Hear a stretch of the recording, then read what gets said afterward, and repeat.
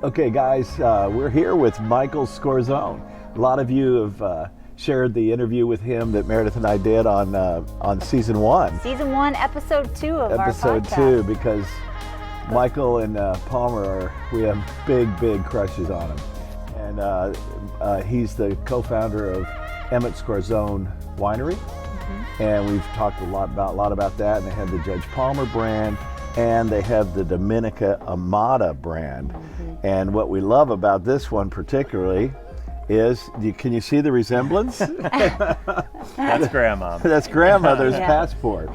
And so it's great to have you, Michael. Thank you. Thank you so much for taking time out of your busy harvest schedule right now to be here. My pleasure. And we can't believe we're going to feature this wine this month in our club. That's so cool. Thank you. We are so excited. I can't tell you how excited we are about that. The thing I love about Dominica Amata, and I tell my friends when they come up here, and I'm going to bring them over to visit you, is your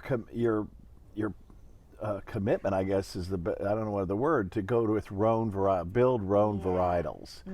And you know, in mostly in the United States, we get Bordeaux to death. You know, we get the Cabs and the Bordeaux blends and the Merlots. And yet you've got this incredible growing region called the Rhone Valley, and that's where some of the best wines in the world come from. But if you go to tell somebody, have you had a Roussanne or Marsanne or Grenache Blanc, Viognier, you know, they're like, why did you embrace Rhone varietals? Well, that's a really good question. And for a while, some of the most expensive white wines in the world were Condrieu, was Viognier in the Rhone Valley. I mean, there's such a small amount, but it mostly is from culinary school. A lot of my first aha moments were from Rhone varietals or Italian varietals. You know, like you said, we are in Cab country, and I do make a lot of Cab, and I love it. But the wines that I drink and open up at home are always Rhone and Italian. Wines, we were talking before we started shooting this that somehow my hand has this weird thing that when I reach into my wine locker at 5:30 at night, one of these daggum bottles keeps showing up in my hand. I'm guilty too. And I go, hey, Mary, you got any more Dominica Amata? And I don't. I go, doggone it.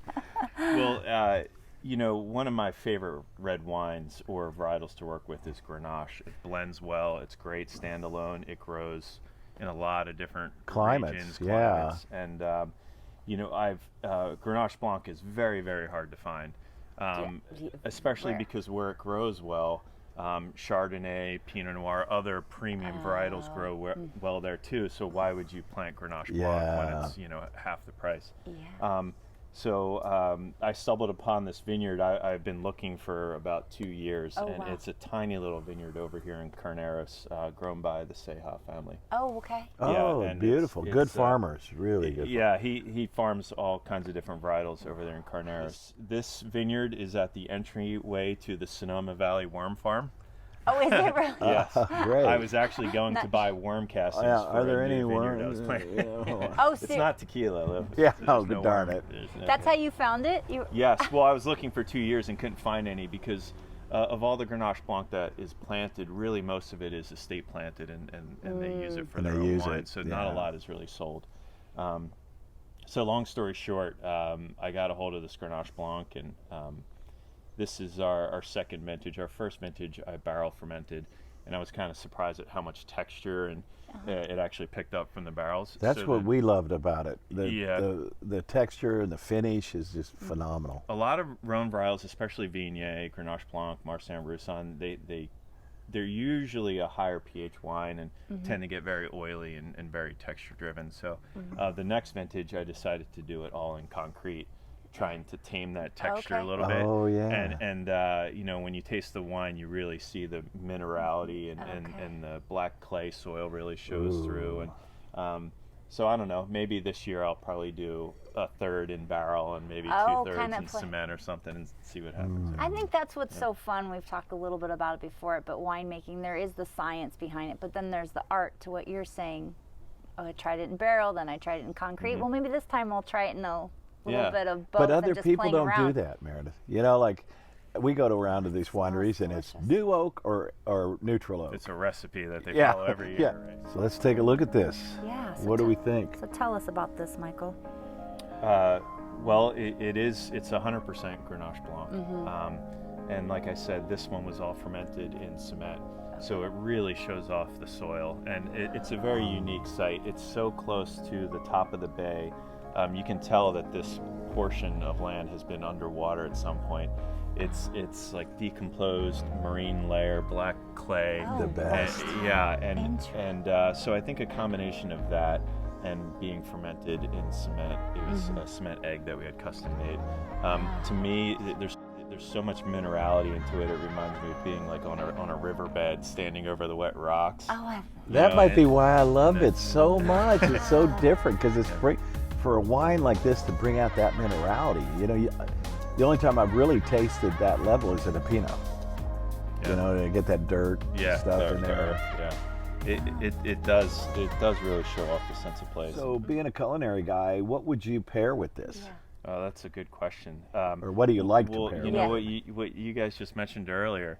I usually just drink this by itself. That's our problem, Mary. Exactly. That's our damn problem. That's it. We never get to dinner with the doggone We thing. don't need anything with it. Yeah, it's a lower alcohol wine. It seems to go down pretty easy. Yes, it does. But you know, food's a good question. With this, I would say this is more of a contrast, refreshing wine versus a complement food because Okay. it is so light. You know, it's easy to pair a lot of big reds with big foods, but you know, I look at this as kind of how I look at sparkling wines. It's a contrast. And Okay. It's refreshing. So So, no matter what you have Texans, So you this can have goes it with with your Mexican anything. food. yeah, there you go. You know, have it with your Tex-Mex or. I think it'd be great with, you know, like we were talking, you don't need anything, but as people were arriving, maybe before dinner, you have some cheese and appetizers. Just snacking on charcuterie and stuff, and if you want to have a refreshing wine, This with a cracker and cheese is like divine. Yeah. just simple. Yeah. Simple.